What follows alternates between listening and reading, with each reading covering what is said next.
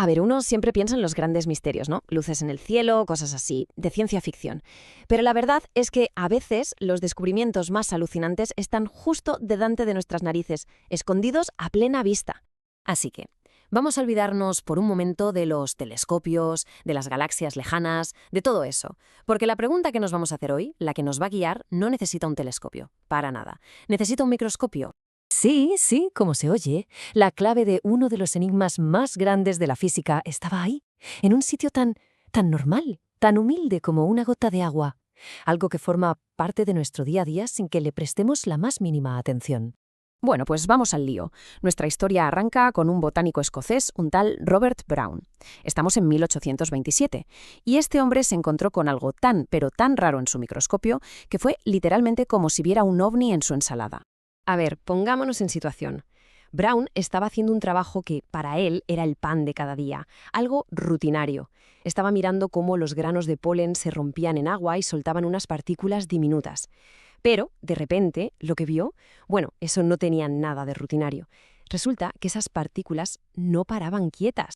Lo que estaba viendo Brown era una especie de danza, una danza incesante, caótica. Las partículas se movían sin parar, sin ningún patrón, sin que se pudiera predecir hacia dónde iban a ir. Un baile eterno que no parecía tener ni pies ni cabeza. Y claro, a este fenómeno se le acabó dando su nombre, el movimiento browniano. Y aquí es donde empieza el verdadero misterio. Porque, ojo, el agua estaba totalmente quieta. Totalmente. No había corrientes, nada. Entonces, ¿qué narices las estaba moviendo? ¿De dónde sacaban esa energía que parecía inagotable para moverse de esa manera? Esta pregunta, tan simple, tuvo a la ciencia dándole vueltas a la cabeza durante casi un siglo. ¿Vale? Y ante este misterio, lo que hizo Brown fue pura ciencia detectivesca. Se puso el sombrero de Sherlock Holmes, vamos. Como cualquier buen detective, ante algo que no tiene explicación, empezó a descartar sospechosos, uno por uno. El primer sospechoso, el más obvio para la época, era la vida misma. En aquel entonces estaba muy extendida la idea de que existía una especie de fuerza vital, una esencia que animaba todo lo orgánico. Así que la primera conclusión fue, oye, a lo mejor es que estas partículas de polen simplemente están vivas. Pero Brown era un científico de los pies a la cabeza, muy metódico. Así que dijo, vamos a comprobarlo. Primero cogió polen de plantas que llevaban muertas un montón de tiempo. ¿Y qué pasó? Que el baile seguía. Así que fue un paso más allá. Pulverizó rocas, fósiles, hasta meteoritos, incluso, y esto es general, un trocito de la esfinge de Giza. Daba igual. Todas las partículas, vinieran de donde vinieran, danzaban exactamente igual. La conclusión era, vamos, es que no había otra. Aquello no tenía nada que ver con la vida. Claro, descartado sospechoso número 1, surgieron otras ideas. A ver, ¿podrían ser cargas eléctricas que se repelían? O quizá pequeñas corrientes causadas por la evaporación del agua en el microscopio. Para descartar esto último, a Brown se le ocurrió una idea brillante. Cubrió la gota de agua con aceite, para que no se evaporara. ¿El resultado? La danza continuaba. El misterio, lejos de resolverse, se hacía cada vez más grande. Y así se quedó la cosa. Y no hablamos de un mes ni de un año, no. Hablamos de casi 80 años. 80 años. Durante todo ese tiempo, la ciencia no tuvo ni idea de qué pasaba. Aquel baile del polvo era, oficialmente, un expediente X para toda la comunidad científica. Un ovni en toda regla, pero nadie sabía cuál era el motor. Y la solución, curiosamente, no iba a venir de la biología. Iba a venir de una idea que en su momento sonaba a pura ciencia ficción. La idea de que la materia, tal y como la vemos, no es lo que parece. Para resolver este misterio, había que darle la vuelta por completo a nuestra forma de entender el mundo. A ver, la idea de que todo está hecho de cositas diminutas, de átomos, viene de muy antiguo, de los griegos, pero no fue hasta el siglo XIX que empezó a tomarse en serio como una teoría científica. Y aún así, ojo, que a principios del siglo XX, muchísimos científicos de renombre todavía no se creían que los átomos existieran de verdad.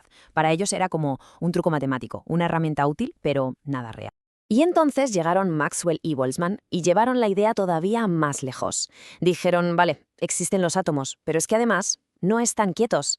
Propusieron que los átomos y las moléculas están en un estado de agitación constante, perpetua. O sea que algo tan normal como el calor no es más que el resultado de una especie de violencia invisible a nivel microscópico. Miremos esta imagen, porque es alucinante. Lo que nos muestra es que un simple vaso de agua, que a nuestros ojos está más quieto que una estatua, a nivel microscópico es un campo de batalla. Tenemos trillones y trillones de moléculas de agua chocando unas con otras a velocidades de cientos de metros por segundo. Un caos, una locura violenta e invisible. Así que teníamos las dos piezas del puzzle sobre la mesa. Por un lado, el misterio del polvo que danzaba sin parar. Por otro, la teoría de un mundo invisible que estaba en constante movimiento. Solo faltaba que alguien conectara los puntos. Y ese alguien apareció en 1905. Y fue Albert Einstein, que por aquel entonces, ojo, trabajaba en una oficina de patentes en Berna, nada de un gran laboratorio. Y fue él quien se dio cuenta. El movimiento browniano era la prueba visible de todo ese caos invisible del que hablaban Maxwell y Boltzmann. La danza del polen no la causaba ninguna fuerza extraña, la causaba la propia materia. La idea de Einstein es que es genial por lo simple que es.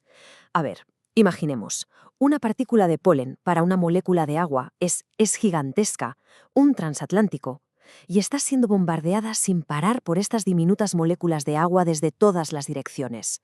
Lo normal, la media, es que los empujones de un lado se cancelen con los del otro, ¿no? Pero claro, eso es solo la media. Es que, por puro azar, en un momento concreto, la partícula recibe un poco más de caña por un lado que por el otro.